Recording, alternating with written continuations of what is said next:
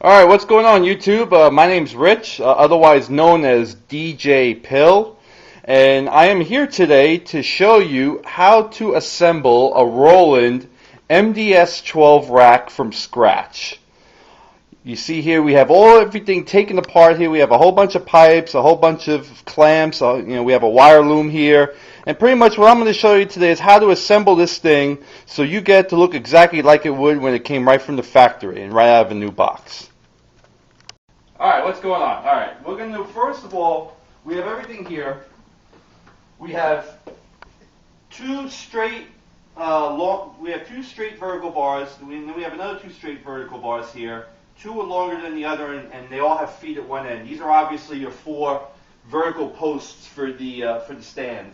Also, pretty much what I'm going to say here is the biggest, I guess, scariest thing people are going to run into is they always ask me, well, how do I fish the wires through, these pipes and stuff? The beauty of this MDS-12 and MDS-20 rack is you can get the wires through the piping.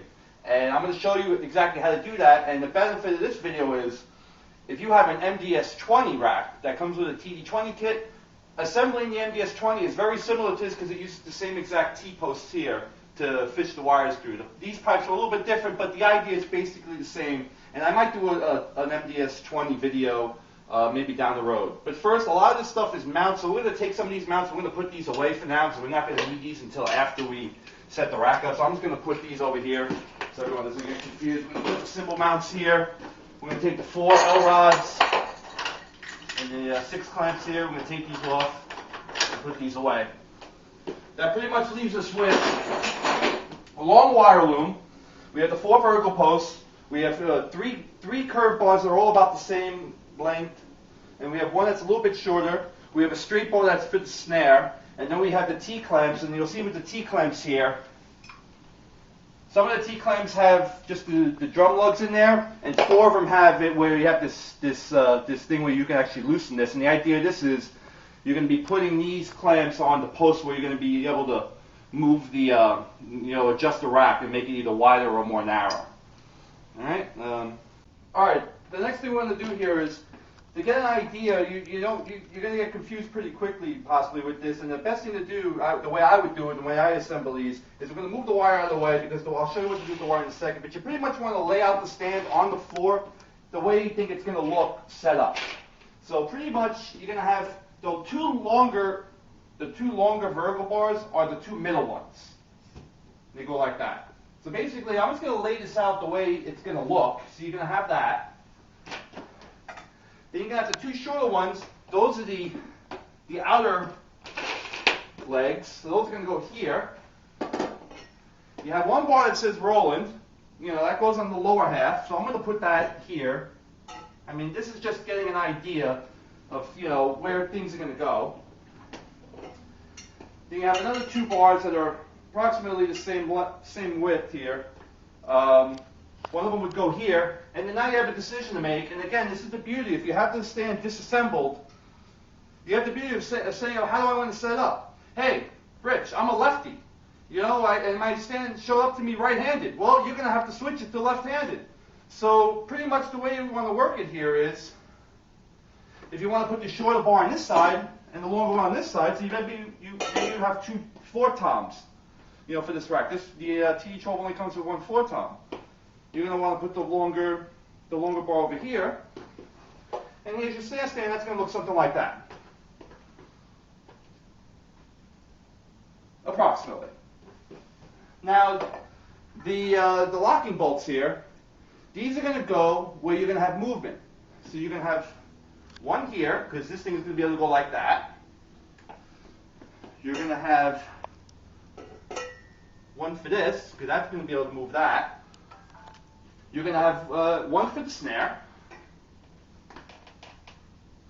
And I have a 4th one here. I was a little confused as to why I had a 4th clamp here that had one of these. I actually looked it up on the Roland side, and that clamp actually goes on this side where the floor toms go. I don't know why that one has a knob there, but this one over here doesn't. I'm not sure. But anyway, the rest of these go in the other points. You have one there. You have 2 for your Roland bar. two for your up and two for your upper bar, and you're all set. This is pretty much your layout of the rack. And we're going to say, for the sake of this, we're going to put the module on this side, and I'm going to show you how exactly we're going to loom the wires through. All right.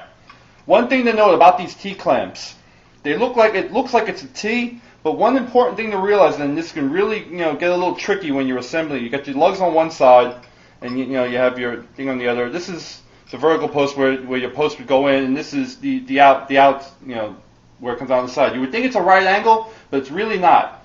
Assuming this is straight, this is a straight line, this particular opening actually comes out at a slight pitch, either slightly up or slightly down. And you'll notice when you start putting it together.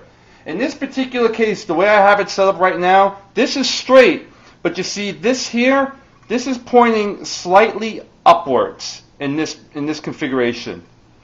If I turn it upside down, now it's pointing slightly lower. And the key to that to realize is when you're placing these clamps on here,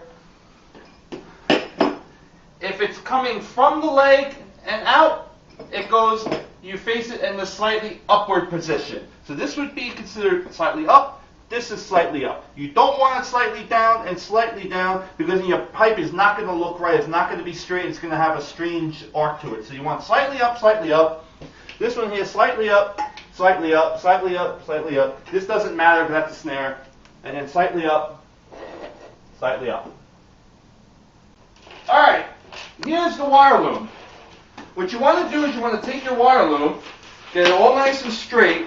Now, one thing to realize is, on all these racks, on the MDS-12 and the MDS-20, the cables are all different lengths. Obviously, your hi-hat and your snare is going to be a shorter cable, and then let's say your third tom.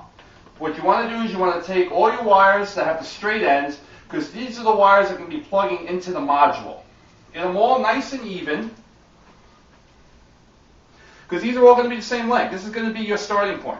This is why I said it was important to know where your module is going to, you got to locate where your module is going to be on the stand first, and then when you're going to work it is you're going to start fishing this wire through each pipe and go along in the direction of the wire. You're going to do all the wire pipes first, and then you're just going to finish everything off afterwards. Take the wire, get it nice and straight. It's a little tangled, but that's all right. And I'm going to show you now how to get this into the T-clamp.